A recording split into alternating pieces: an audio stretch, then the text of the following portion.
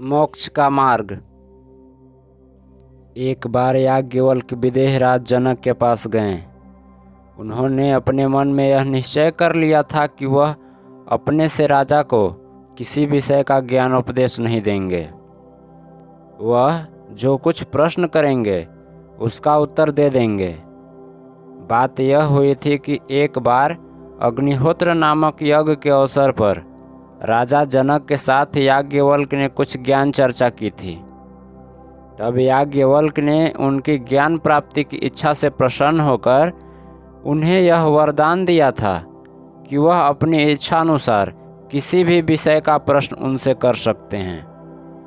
अपने उसी वर को पूरा करने के लिए वह सम्राट जनक के पास पहुँचे। सम्राट जनक ने उनसे प्रश्न किया, हे याज्ञवल्क्य, इस पुरुष आत्मा की ज्योति क्या है? याज्ञवल्क्य ने उत्तर दिया, सूर्य ही उसकी ज्योति है। सूर्य के प्रकाश से ही पुरुष उठता है, बैठता है, चलता है, फिरता है, काम करता है और अपने घर जाता है। सम्राट जनक बोले, हे याज्ञवल्क्य, आपने उचित ही कहा है। अब यह बताइए कि जब सूर्य अस्त हो जाता है तब इस पुरुष की ज्योति किस रूप में प्रकट होती है? चंद्रमा के रूप में। चंद्रमा के प्रकाश की सहायता से वह उठता है, बैठता है, चलता है, फिरता है, काम करता है और घर जाता है। सम्राट जनक बोले, हे याज्ञवल्क्य, आपने उचित ही कहा है। अब यह बताइए कि जब सूर्य और चंद्रमा दोनों अस्त हो जाते हैं तब इस पुरुष की ज्योति किस रूप में प्रकट होती है? अग्नि के रूप में।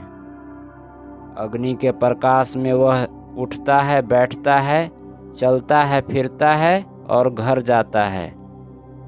सम्राट जनक ने कहा, हे याज्ञवल्क्य, आपने उचित ही कहा है।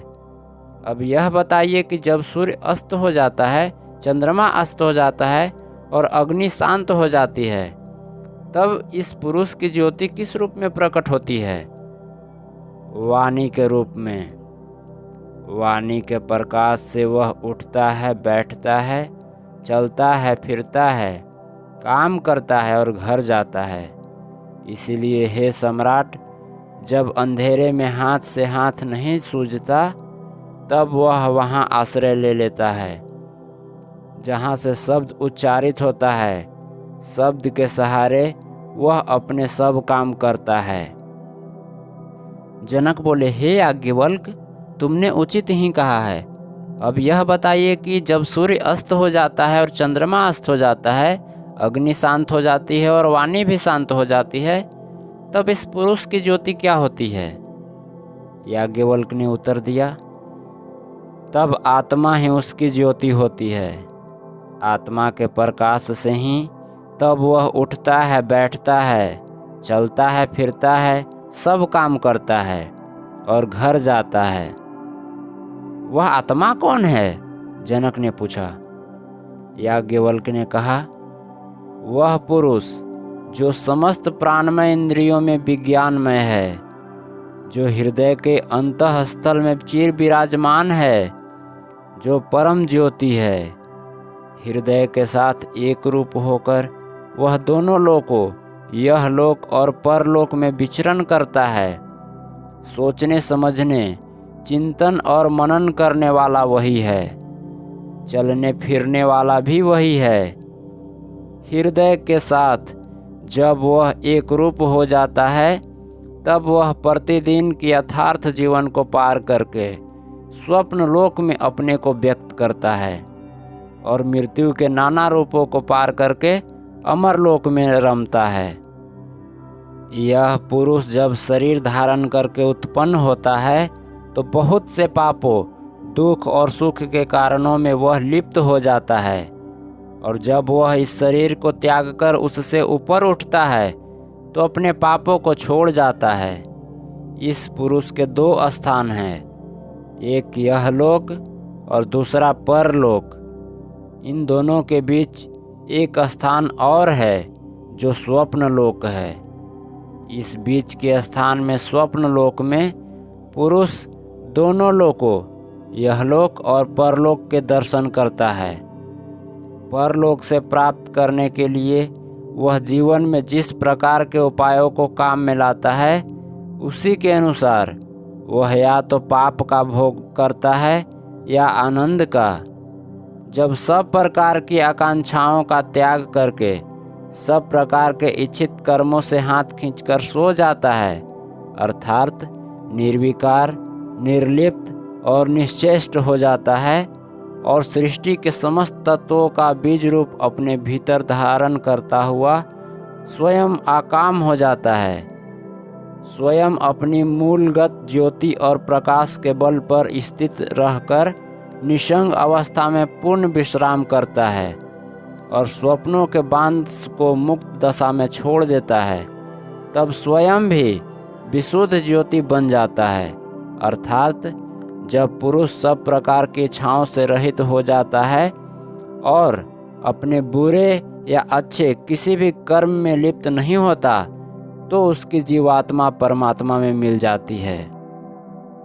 उस स्वप्न लोक में न रथ है, न घोड़े, न सड़कें। वह स्वयं वहाँ रथों, घोड़ों और सड़कों को बनाता है। वहाँ न सुख के साधन है, न प्रमोद है। वह स्वयं सुख के साधनों और प्रमोद को उत्पन्न करता है। वहाँ न तालाब है, न झील है, न नदियाँ। वह उन सबों का सृजन स्वयं करता है, क्योंकि वह करता है। स्वप्न लोक में विचरण करता हुआ भी वह उससे अलग रहता है। स्वप्नों में तरह तरह के रूपों का प्रदर्शन करता है। कभी हंसता है, कभी रोता है, कभी किसी भयावने दृश्य से भयभीत हो उठता है। कुछ लोगों का कहना है कि स्वप्न लोक और जागरण लोक में कोई अंतर नहीं है, पर यह बात ठीक नहीं है। स्वप्न में पुरुष स्वयं ज्योति बन जाता है, इसीलिए कोई बाहरी कारण न रहते हुए भी नाना रूपों को दिखाता और देखता है। जागरण की अवस्था में उसे बाहर से ज्योति प्राप्त होती है।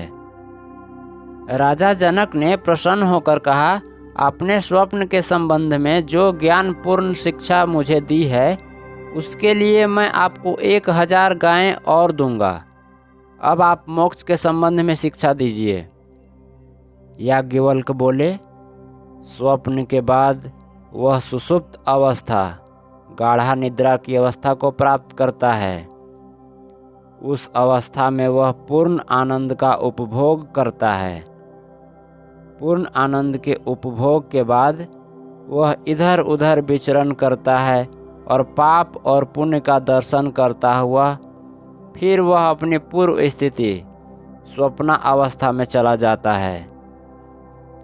वह स्वप्न की अवस्था में जो कुछ भी देखता है उसमें लिप्त नहीं होता, क्योंकि पुरुष असंग है। जनक ने कहा, आपने यथार्थ ही कहा है, मैं आपको और 1000 गायें प्रदान करता हूँ। मुझे फिर मोक्ष तत्व समझाइए। याज्ञवल्क्य बोले, हम स्वप्न अवस्था में आनंद का उपभोग करके वह इधर उधर विचरण करता रहता है और पाप पुण्य का दर्शन करता हुआ वह फिर जागरण की अवस्था में लौट आता है। वह इस जागरण की अवस्था में भी जो कुछ देखता है उसमें लिप्त नहीं होता, क्योंकि पुरुष आत्मा असंग है, किसी के संसर्ग में नहीं रहता। जनक ने कहा, हे याज्ञवल्क्य, आपने यथार्थ ही कहा है, मैं आपको 1000 गायें प्रदान करता हूँ। मुझे मोक्ष तत्व एक बार और समझाइए। जनक ने कहा, हे याज्ञवल्क्य, आपने यथार्थ ही कहा है, मैं आपको 1000 गायें प्रदान करता हूँ। मुझे मोक्ष तत्व एक बार और समझाइए। याज्ञवल्क्य बोले, जागरण की अवस्था में आनंद का उपभोग करने के बाद पाप तथा पुण्य का दर्शन करता हुआ वह फिर स्वप्न की अवस्था में लौट जाता है। जिस प्रकार एक बड़ी मछली किसी जलाशय के दाएं और बाएं दोनों किनारों के बीच तैरती है, उसी प्रकार पुरुष स्वप्नावस्था तथा जागरण अवस्था, इन दोनों की सीमाओं के बीच में तैरता रहता है। जिस प्रकार गरुड़ पक्षी या बाज आकाश में उड़ता हुआ जब थक जाता है तो घोंसले के लिए उत्सुक हो उठता है और अपने पंख पसारकर उसी ओर चला जाता है, उसी प्रकार जब पुरुष भी स्वप्न और जागरण की दोनों अवस्थाओं के बीच भ्रमण करता हुआ जब थक जाता है तो उस परम आश्रय स्थान निर्गुण आत्मा की ओर उन्मुख हो उठता है। वहाँ आश्रय ग्रहण करने के बाद वह न किसी प्रकार की आकांक्षा करता है, न किसी प्रकार का कोई स्वप्न ही देखता है। यह उसकी वास्तविक प्रकृति है। वह मूलतः सब प्रकार के पापों और भयों से मुक्त है। जिस प्रकार प्रियतम व्यक्ति के मिलन से न बाहर की शुद्धि रहती है न भीतर की, केवल आनंद ही एक अखंड अनुभूति मन और प्राणों में छा जाती है, उसी प्रकार जब प्रज्ञात्मा सर्वज्ञ संपूर्ण ज्ञान युक्त आत्मा इस पुरुष को आलिंगन करती है तब उसे न बाहर का ज्ञान रहता है न भीतर का। उस अवस्था में उसकी सब कामनाओं की तृप्ति हो जाती है, केवल आत्मानंदमयी अखंड अनुभूति वर्तमान रहती है। जब पुरुष आत्मानंद की इस अनुभूति की अवस्था को प्राप्त हो जाता है तब उसके लिए स्वयं अपना पिता पिता नहीं रह जाता, माता माता नहीं रह जाती, लोक अलोक बन जाते हैं, देव अदेव बन जाते हैं और वेद भी अवेद हो जाते हैं।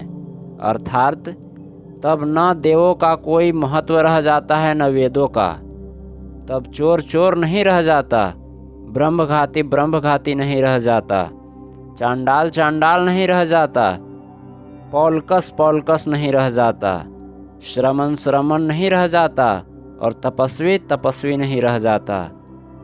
तब न पुण्य से उसका कोई संबंध रहता है न पाप से, क्योंकि तब वह हृदय के समस्त विकार से मुक्त हो जाता है और कहीं किसी प्रकार का भेदभाव उसके भीतर रंच मात्र भी वर्तमान नहीं रह जाता।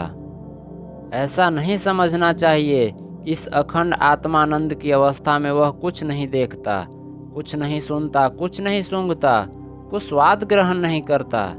वह सब कुछ सुनता है, देखता है, सूंघता है और स्वाद लेता है, पर यह सब करते हुए भी वह निर्विकार, निर्लिप्त और ब्रह्ममग्न रहता है। इस ब्रह्म में मग्न होने की अवस्था ही परम गति है, परम संपत्ति और परम आनंद है। दूसरे सब प्राणी इस परिपूर्ण आनंद की तनिक सी मात्रा का उपभोग अवश्य करते हैं। यदि उपभोग न करते होते तो उस आनंद की कल्पना ही मनुष्य के मन में कैसे उत्पन्न होती। पर उसकी पूर्ण अनुभूति केवल ब्रह्म में लीन पुरुषों को ही हो सकती है। याज्ञवल्क्य ने जब जनक को इस प्रकार ब्रह्म विषय ज्ञान सिखाया तब विदेहराज मुग्ध होकर बोले, भगवान, आपने मेरा अज्ञान दूर कर दिया है।